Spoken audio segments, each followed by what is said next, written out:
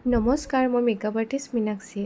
আৰু এই যে বঁটা তামোল পাণ গামোচাৰে আমাক যে মৰম সন্মান কৰি আদৰে, সেইখিনি সন্মানৰ যোগ্য আমাতকৈও বেছি কোন জানেনে?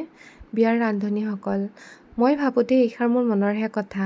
কাৰণ আমাক দিলে মনটো যিমান আমাৰ ভাল লাগে, কাম কৰিবলৈ বেছি উৎসাহ জাগে, ঠিক তেনেকৈ তেওঁলোকেও এইখিনি পোৱাৰ যোগ্য বুলি মই ভাবোঁ। বাৰু হয়নে নহয় ক'বচোন আপোনালোকে, মই ঠিকেই কৈছোঁ নে নাই?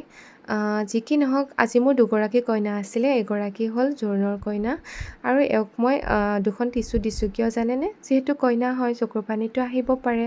চ' ৰুমালেৰে মুচিলে তেনেকৈ পানীটো এবজৰ্ব নহয়। চ' টিচু ইউজ কৰিব লাগে। চ' সেইটো আমাৰ কৰ্তব্য দিয়াটো। বাৰু এয়া আহি আছোঁ ছেকেণ্ড লোকেশ্যন আৰু ৰাস্তাত দুনিয়াৰ পানী।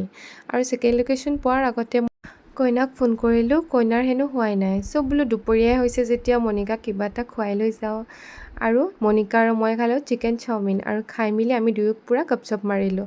মাৰি পেলাই আমি গৈছোঁ ছেকেণ্ড লোকেশ্যন বংশৰে হিমাশ্ৰী ভৱনত। আৰু তাত গৈ পেলাই যি এটা খেলি মেলি লাগিল নহয় বিয়াখনত, বাৰু কৈ আছোঁ আপোনালোকক ছেকেণ্ড ভিডিঅ'ত।